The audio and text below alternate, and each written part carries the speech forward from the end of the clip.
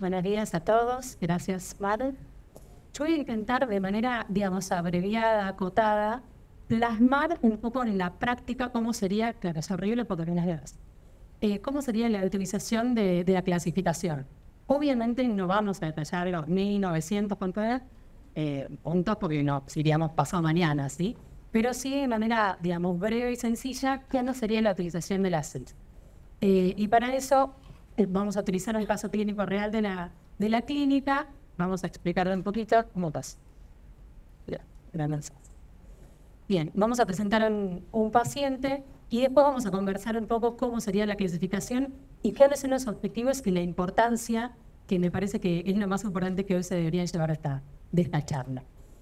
Vamos a referirnos a un paciente de 65 años, sexo masculino, que era árbitro de básquet y ayudante de contador, algunos deben saber quién es, que vivía con su esposa en Lomas de Zamora, estaba transitoriamente en una provincia, creo que en San Luis, cuando sufrió un accidente cerebrovascular isquémico con transformación hemorrágica. Yo, menos mal que me lo acuerdo porque no leo ni una letra de acá, pero ni una. Por ahí de acá sí, pero no veo con la sola y no para acompañar. El 28 de septiembre sufrió el ACV y fue admitido al centro de neurorehabilitación el 12 de octubre, más o menos 3 semanas después. Algunas cuestiones importantes que se desprenden y que después fueron utilizadas para la clasificación de la CIF son sus expectativas, ¿sí? Él lo que refería era querer recuperarse posible el 100% de su funcionalidad, y ahora vamos a ver cuál era el déficit que tenía, volver a poder desempeñarse en su ocupación, y tenía esta sensación de ya no ser el mismo. En relación a las alteraciones en las funciones corporales, ahora vamos a ver cómo se clasifica eso, nosotros encontramos que lo más destacado eran algunas alteraciones en las funciones mentales superiores, y un déficit motor en el cuerpo izquierdo. Cuando clasificamos la estructura corporal afectada, sabemos que es un paciente que tiene un daño cerebral adquirido, ¿sí?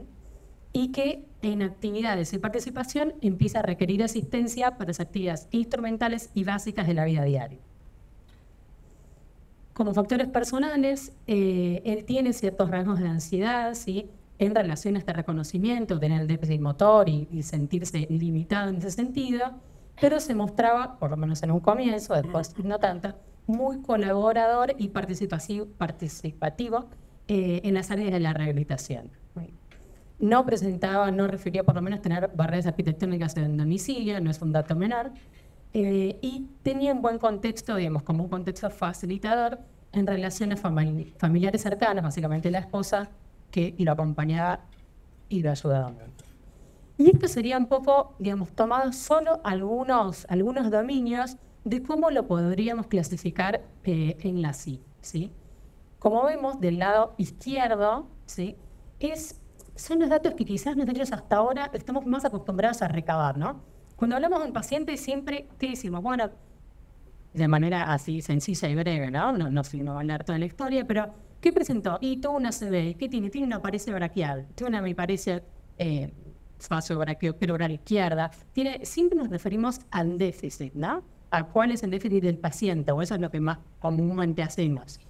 Quizás, depende de cada uno, bueno, se contemplan un poco más las actividades, la participación, pero en general, el lenguaje común de todos es hablar principalmente del déficit.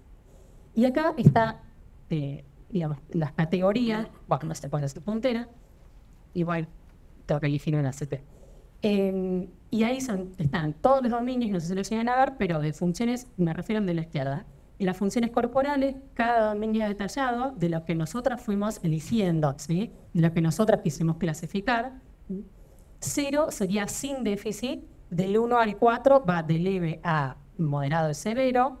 El 8 no aplicaría, ¿sí? Por ejemplo, si quiero medir fuerza en un paciente amputado, ¿sí? No lo puedo hacer. Y 8 no tengo suficientes datos y 9 no aplicaría. Este ejemplo que acabo de decir de medir fuerza en un paciente amputado, ¿sí? Que no correspondería. Como podemos ver, la verdad es que en la mayoría de los dominios, ¿sí? Sí.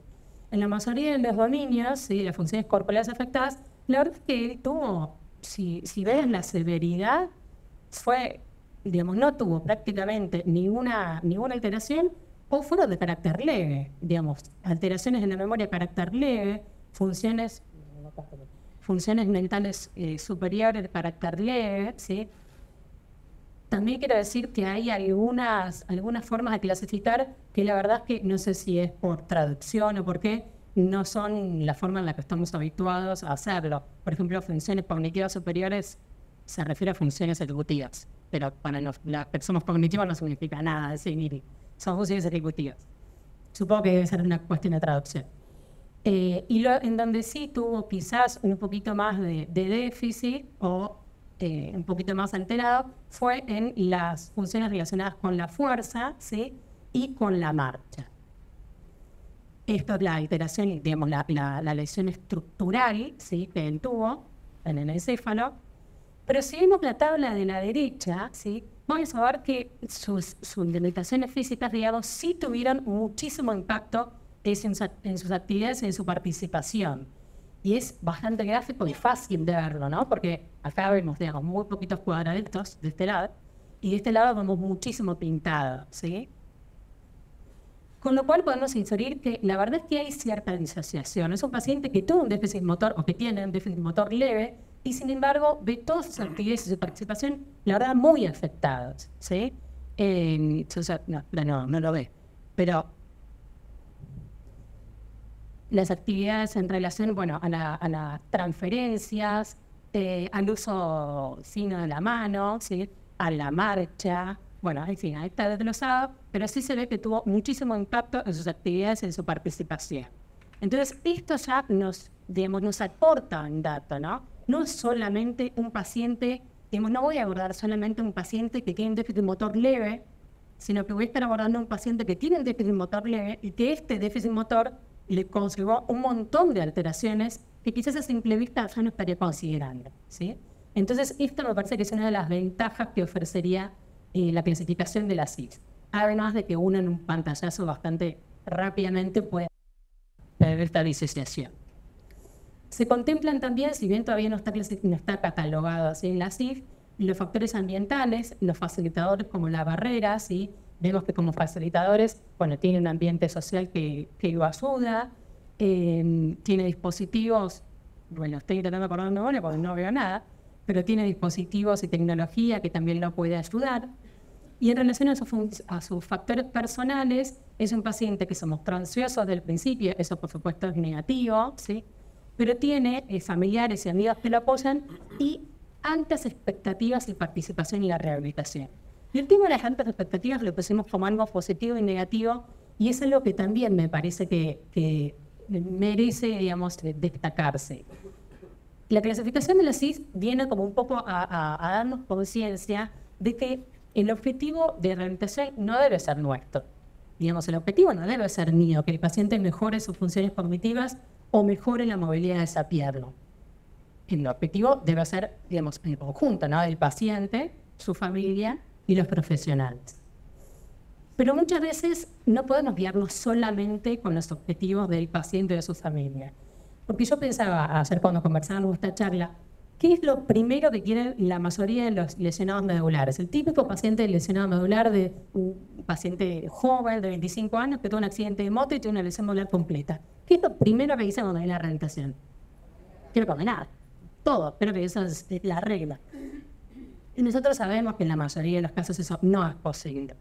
Entonces, muchas veces también esto nos debería ayudar para justamente aunar, ¿sí? Y disminuir la brecha entre las expectativas quizás poco realistas del paciente y lo que sabemos que médicamente asequible, digamos, que realmente vamos a poder lograr, ¿sí? Eso también deberíamos contemplarlo e intentar tener como un equilibrio.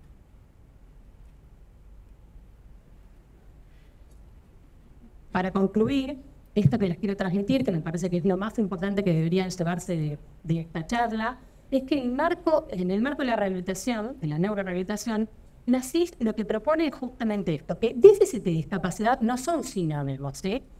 Ni son consecuencia directa de un proceso patológico ni de una enfermedad, sino que son el resultado de la interacción entre los factores ambientales y esa condición de salud que tiene el paciente, ¿sí? Que es mucho más complejo, no es solamente tuvo una ACV, tiene una pareja cerebral. No, es contextualizar todo lo que al paciente le sucede. Bueno, por supuesto a su familia. que el CIF constituiría un marco conceptual que nos ayudaría a clasificar de manera universal. Yo podría entender ese diagnóstico aún sin hablar el mismo idioma de quien me lo manda, ¿sí? Un paciente que viene de cualquier cosa, pero bueno, que tenga la misma lectoescritura, pero de Bulgaria, donde yo no hablo el idioma, si yo veo las letras y los números, podría entender cómo está clasificado, ¿sí? Porque iba a decir China o Japón, pero pues me di cuenta que no iba a entender igual. Que el uso de la CIF, la verdad, te permitiría gestionar mucho mejor la rehabilitación para la inclusión. ¿Por qué? Porque va a estar enfocado a cuáles son las expectativas de ese paciente, ¿sí? No solamente a mi interés de que logre tal o cual objetivo, ¿no? Y debería, lo que decía un poco antes, homogeneizar el lenguaje y que todos podamos hablar el mismo idioma, ¿sí? Finalmente, y lo que para mí es lo más importante de todo, es que la utilización de la CIF orientaría a jerarquizar a la persona y no al déficit. Les dejo un video que espero que corra.